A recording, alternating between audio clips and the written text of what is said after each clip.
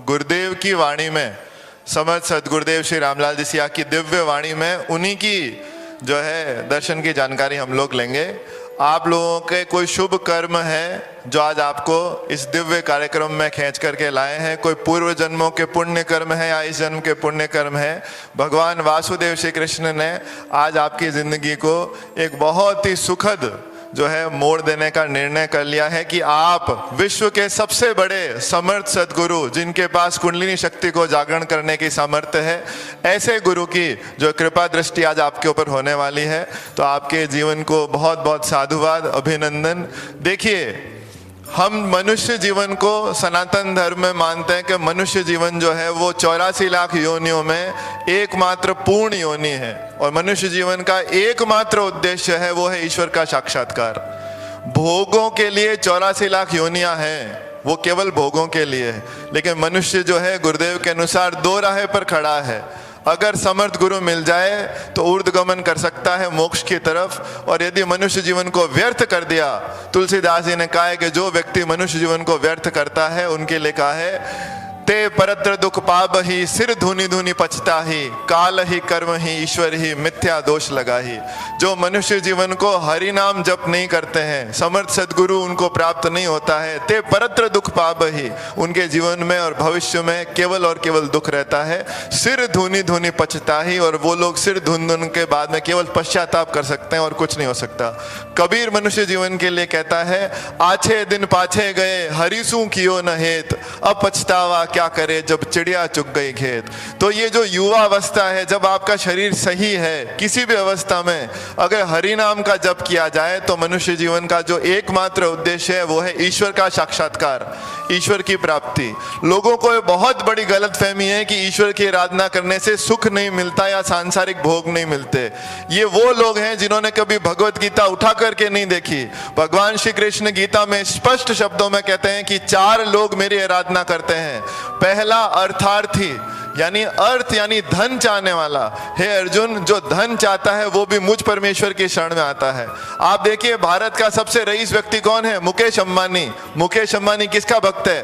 भगवान श्रीनाथ जी का भक्त है, कृष्ण भक्त है। इससे पहले सबसे रईस व्यक्ति भारत में कौन हुए? बिड़ला जी। पूरे भारत में लक्ष्मी नारायण टेम्पल उन्होंने बनाए। भगवान कृष्ण स्वयं फरमाते हैं गीता में कि जो अर्थ चाहता है, धन चाहता है, वो मेरी शरण में आता है। दूसरा वो कहते हैं, दूसरा है आर्त। आर्त का अर्थ है किसी भी समस्या से जो ग्रसित है, रोगों से ग्रसित है, जीवन में उसके समस्याएं हैं, पारिवारिक समस्याएं हैं, तो प्रभु फरमाते हैं, नारायण स्वयं कहते हैं कि आर्त अर्थात दुखी व्यक्ति भी मेरी शरण में आता है और मेरी कृपा से वो सब प्रकार के दुखों से मुक्त हो जाता है। तो आप यदि सांसारिक सुख चाहते हैं, धन चाहते हैं, तो आइए आप उनकी शरण में। यदि आप दुखों से मुक्ति चाहते हैं तो उनका नाम आपको जपना पड़ेगा। गुरुदेव जो मंत्र देते हैं वो राधा और कृष्ण का मंत्र है, और गुरुदेव कहते हैं केवल कृष्ण के नाम का ही चमत्कार है कि इस मंत्र से कुंडलिनी शक्ति जागृत होती है और सभी दुखों से मुक्ति मिलती है। आपको कोई संन्यास नहीं लेना है। आप जिस जीवन में जी रहे हैं, सार्थक जीवन जीने का तरीका समर्थ सदगुरुदेव श्री रामलाल जी सियाग ने इस विश्व को और मानवता को दिखाया है। घर में रहते हुए, सभी कर्तव्यों का निर्वाह करते हुए, आप पति हैं, पत्नी हैं, बेटे हैं, सास हैं, बहू हैं, आप कैसे कर्तव्यों का निर्वाह करते हुए भी उस परम पद मोक्ष को प्राप्त कर सकते हैं, वो दिव्य मार्ग इस मानवता के सामने सिद्ध योग के रूप में समर्थ सदगुरुदेव श्री रामलाल जी सियाग और उनके गुरु बाबा श्री गंगाई नाथ जी के कृपा कटाक्ष से जो है वो प्रकट हुआ है। तीसरा, भगवान कहते हैं कि हे अर्जुन, इसके अतिरिक्त जिज्ञासु और ज्ञानी भी मेरी आराधना करते हैं। तो 4 प्रकार के भक्त जो भगवान ने बताए हैं, आप उसमें से कोई भी क्यों न हो, वो बाद में कहते हैं इन चारों को जो है मुझे प्रेम है, लेकिन जो ज्ञानी है वो मेरा साक्षात स्वरूप है। अब इस दर्शन को थोड़ा सा आपको लाभ क्या होगा, किस तरह से करना है, आप कैसे करेंगे, रोज आपको कितनी देर ध्यान करना है, उस बारे में थोड़ी सी जानकारी दे देते हैं आपको।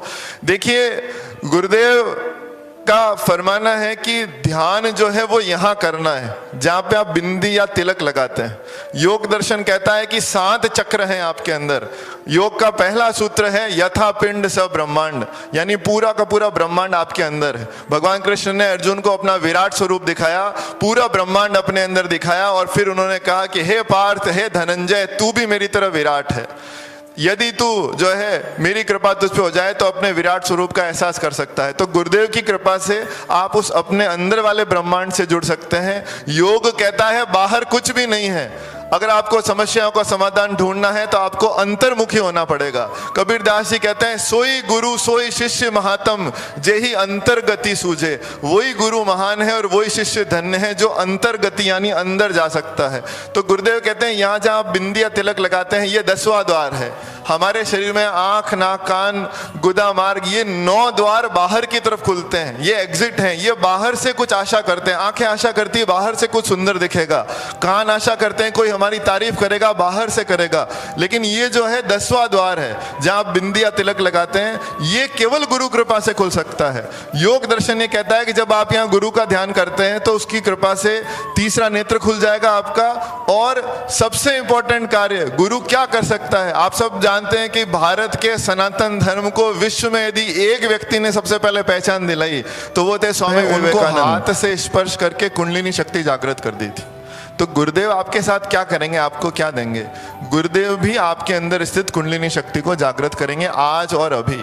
अभी हम जो 15 मिनट ध्यान करेंगे, सबसे लास्ट में ध्यान होगा, आपके अंदर स्थित कुंडलिनी शक्ति जागृत हो जाएगी। आपको जो पैम्पलेट दिया जाएगा उसमें एक चित्र बना हुआ है जिसमें 7 चक्र बने हुए हैं और रीढ़ की हड्डी के आखिरी हिस्से में वो शक्ति सो रही है, वो माँ सो रही है, वो राधा तत्व जो है वो सो रही है।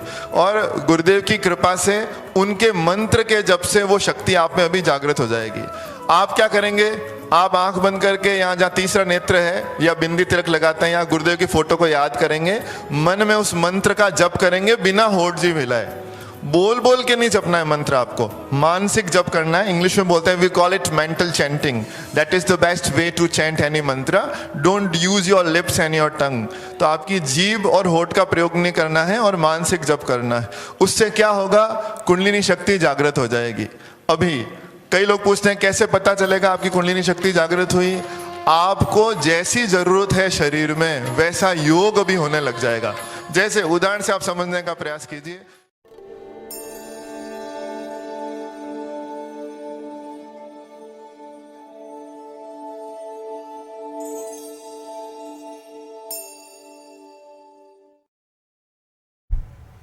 अब मंत्र बता दूं, उसको जपना है क्लिंग कृष्ण क्लिंग क्लिंग, गै की ध्वनि निकलेगी पीछे, क्लिंग कृष्ण क्लिंग क्लिंग कृष्ण क्लिंग। राधा के बिना कृष्ण आधा। शिव से एक की मात्रा हटा लो सब रह जाता है।